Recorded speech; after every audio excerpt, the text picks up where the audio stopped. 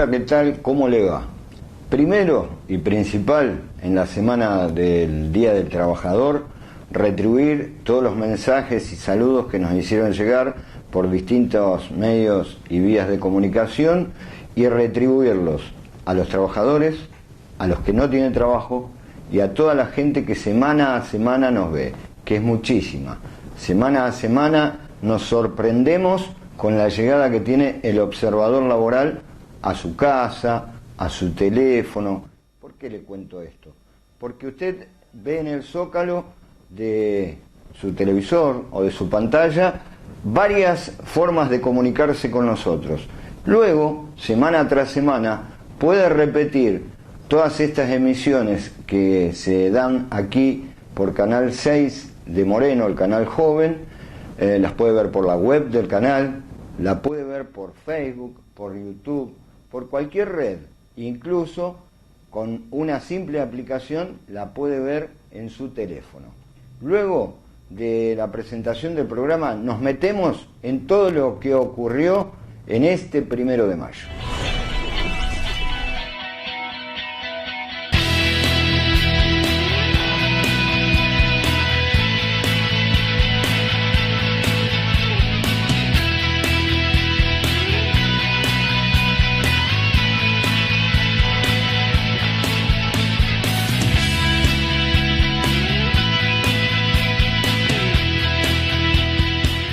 Seguramente el 1 de mayo es un día recordado por todos, pero muchos no recuerdan el porqué de este festejo del Día del Trabajador.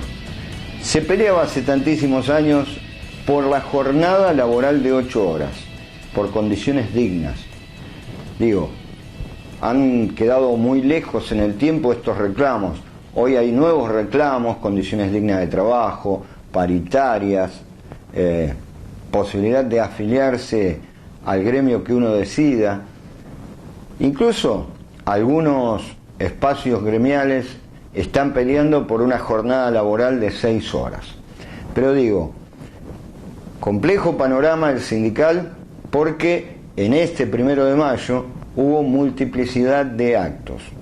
Le voy a hacer un breve resumen, no me voy a meter en detalle sobre lo que ocurrió en cada acto, pero antes de comenzar a recorrer acto por acto y puntualmente de qué se trató cada espacio que organizó esa actividad, recordemos un 1 de mayo de 1974, cuando el entonces presidente de la Nación, teniente general Juan Domingo Perón, le hablaba a los trabajadores argentinos. Compañeros,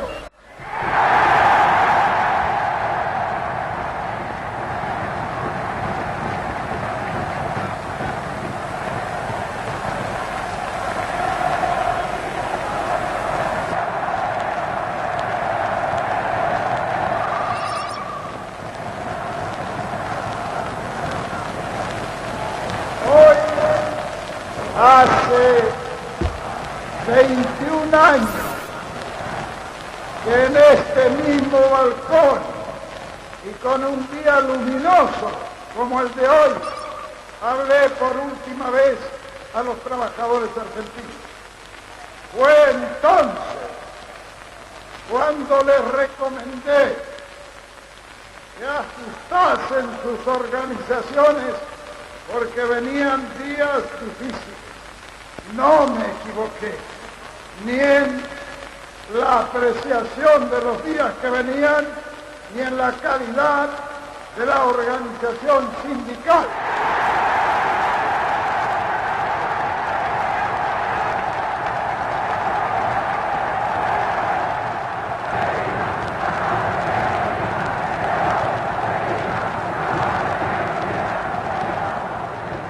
Qué palabras, ¿no?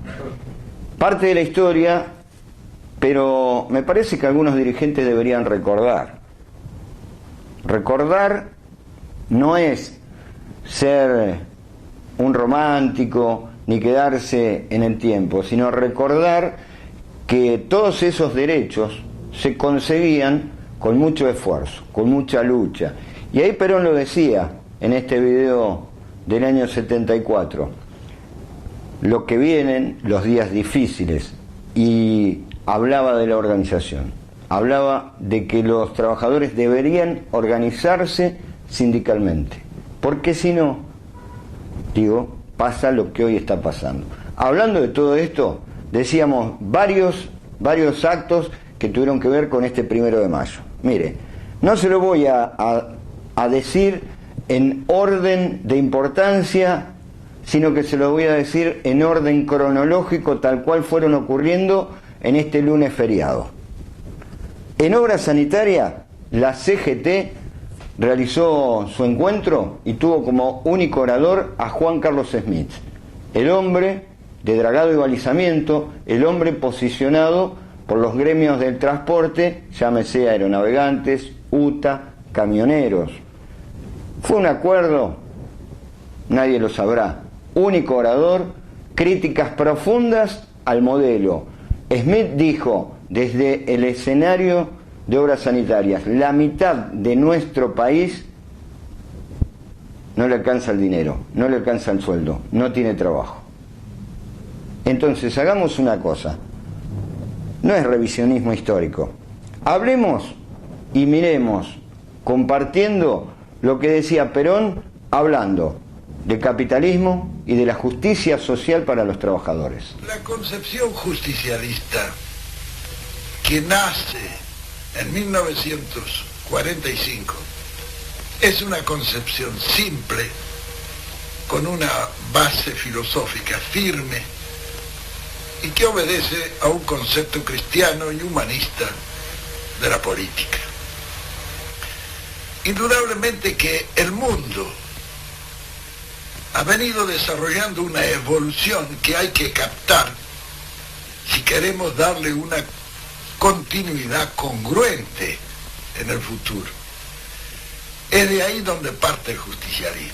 Es indudable que el capitalismo, que se instaura como sucesor del medioevo, trae consigo la empresa, la máquina, que modifica extraordinariamente la actividad de las comunidades, y que un sinnúmero de revoluciones han explotado en el mundo como reacción contra ese sistema que impone el sacrificio de los pueblos para el avance científico y técnico de la humanidad. Entonces es necesario que ofrezcamos a los pueblos la posibilidad de que trabajen felices, con un grado suficiente de dignidad, para un progreso técnico y científico de la humanidad que quizás no sea tan grande como el que ha venido asegurando el capitalismo, pero por lo menos que no sea sobre el sacrificio de nadie. Pueblos felices trabajando por la grandeza de un mundo futuro, pero sin sacrificio y sin dolor, que eso es lo humano, que eso es lo natural y que es también lo científico. Habla de dignidad en el trabajo, Perón. Habla de que el hombre trabajando se siente realizado. Digo, me parece buena esta comparación de lo que ocurría hace tantísimos años con alguien que a uno le puede gustar, puede estar de acuerdo o en desacuerdo, pero marcó un hito para el trabajador argentino. Digo, impulsor de las leyes sociales más trascendentales de los últimos 50 años. También hubo otras actividades. Las dos CTA, la que conduce Michel y la que conduce Yasky, confluyeron frente a la plaza de los dos congresos. Ahí donde está la escuela montada por los docentes en este reclamo de hace casi 2 meses. Ahí confluyen las dos CTA, con lo cual solo resta decir que la CTA va a ser una sola. Se van a unificar. Esto es un poco lo que decía ese viejo general cuando le hablaba a los trabajadores. Pero hubo otros actos. En la 9 de julio, Barrios de Pie, Corriente Combativa y Clasista, el sector del movimiento de Evita que impulsa la economía popular, estuvo confluyendo en una actividad con fuertes críticas al modelo, todas críticas al modelo. Algunos han hecho críticas internas, críticas al modelo que tiene que ver con quizá la falta de organización sindical. Porque usted me va a decir, si todos están pensando lo mismo y todos los actores en distintos actos, en distintos escenarios, están diciendo hay falta de trabajo, la economía no funciona, las paritarias no existen, ¿por qué no están unificados? Entonces hagamos un pequeño ejercicio. Volvamos a Perón para escucharlo y entender qué hablaba de la organización sindical. Incorporan los derechos del trabajador a la Constitución. Esto que aparentemente no tendría gran importancia, tiene una importancia decisiva, porque al establecer en la Constitución que el obrero tiene derecho a organizarse para la defensa de sus intereses profesionales, ya no puede considerarse como una asociación ilícita. Es una asociación de bien público. Los peones, había regiones donde ganaban 12 pesos por mes, que no le alcanzaban ni para los cigarrillos, y andaban harapientos y miserables. El Estatuto del Peón, que fue una de las primeras conquistas nuestras, obligó a pagar sueldos de dignidad, por lo menos. La primera carta que recibí fue de mi madre, que en la estancia tuvo que pagar los peones a los sueldos establecidos por nosotros. Y me escribió una carta diciendo, no parece que te has vuelto loco, que vamos a poder pagar esos sueldos. Y yo le dije, vieja, o pagá o cerrá la estancia. Y yo tuve que pagar. También fuimos los iniciadores en el mundo. Hace 25 años establecimos nosotros los primeros acuerdos colectivos de trabajo y las primeras leyes estableciendo la obligatoriedad de realizar esos convenios colectivos de trabajo. Vio que habla de asociaciones sindicales y vio que dice no son más asociaciones ilegales, porque en unos tiempos remotos, cuando un grupo de trabajadores se reunía con un objetivo de defensa de los derechos, desde algunos gobiernos derechosos se decía que lo que estaban haciendo era asociaciones ilícitas. Perón se habrá referido 50 años atrás a lo que dijo Macri con respecto a que van a sacar las mafias de los sindicatos, pero bueno, no podríamos juntarlos a los dos en una mesa, me parece que serían el agua y el aceite. Volviendo a las actividades que han realizado las centrales sindicales y algunos otros grupos de trabajadores, no podemos dejar de pasar por lo que ocurrió en Plaza de Mayo. La Plaza de Mayo, ahí fue una masiva e importante movilización de la izquierda, con Néstor Pitrola de la cabeza, donde van a buscar unidad en un frente de izquierda hacia las elecciones de medio término. Lo más importante, obviamente, lo que dice la izquierda, hay burocracia sindical, en fuerte crítica a las otras centrales obreras. Pero no descuidemos, no dejemos de lado la importante actividad que está teniendo la izquierda en los cuerpos de delegados, en las fábricas de base, donde hay comisiones internas que ya responden a estos frentes de izquierda, a estos partidos que integran la izquierda argentina. Pero no me quiero quedar simplemente con estos actos opositores. También vamos a reflejar lo que ocurre en Ferro. Se había anunciado pomposamente que el estadio de Ferro iba a estar completo. Digo, el estadio que queda sobre la avenida Avellaneda en Caballito. Pero en realidad lo único que se usó del campo, del césped, fue para que descienda el helicóptero presidencial. La actividad se realizó en el microestadio, donde hay un gimnasio, con un público muy modoso, no era muy ruidoso, estaba muy acomodado, en gradas sencillas, y el acto lo encabezaba Jerónimo el Momo Venegas. ¿Quién es Jerónimo el Momo Venegas? Jerónimo el Momo Venegas es presidente del Partido Justicialista de Necochea, es el secretario general de UATRE, la entidad gremial que nuclea a los trabajadores rurales, es quien maneja los fondos del RENATRE, que ahora le voy a contar de qué se trata el RENATRE, y también quien es el fundador del partido FE, uno de los integrantes de Cambiemos.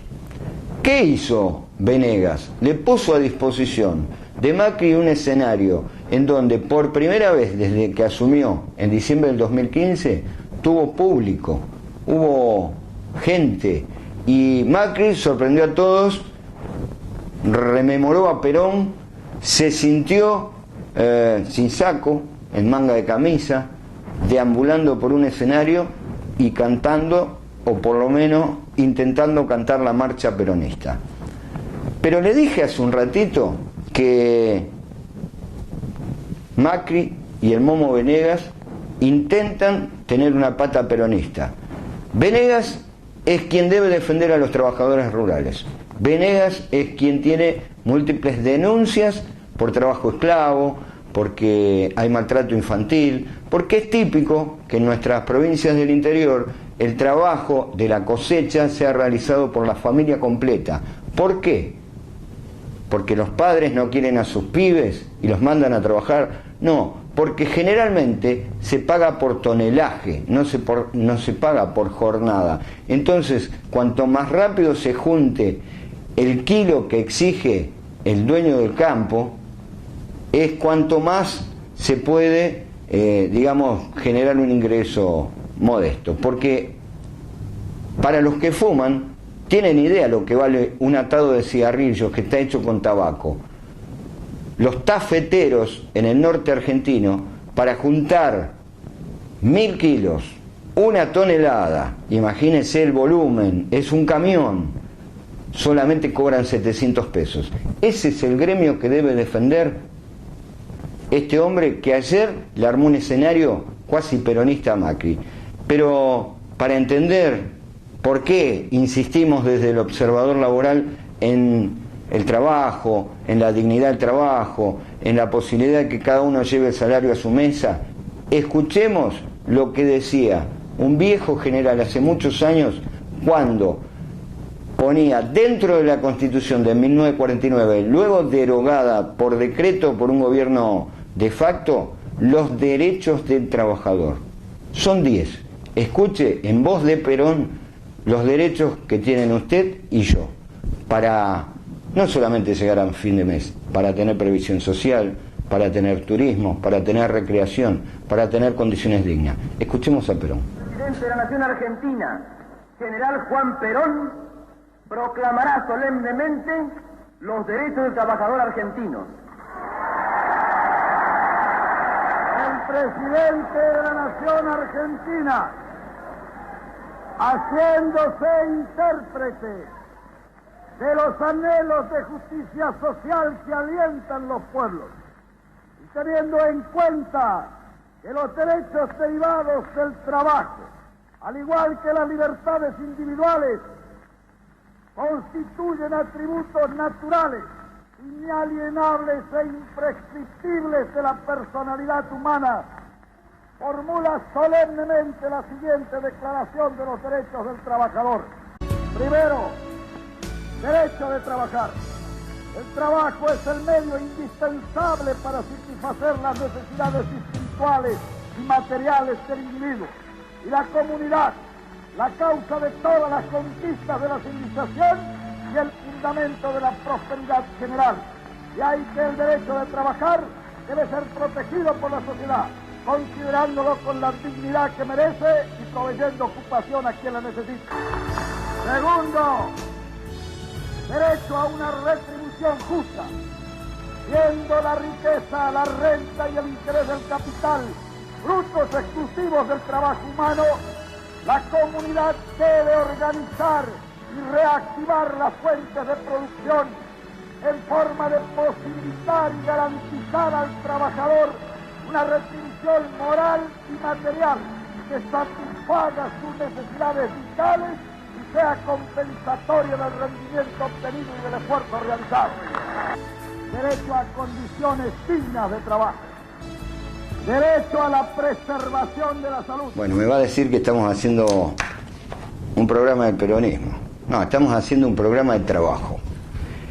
Y si hay alguien que hizo mucho por los trabajadores, fue quien fue 3 veces presidente de la Nación y estuvo proscripto y sin ideologías Digo, mirando la obra, mirando las leyes, mirando que en algún momento las listas de legisladores se componían de un 33% de hombres y mujeres que venían del movimiento obrero, decía que le daba mucha participación a los trabajadores.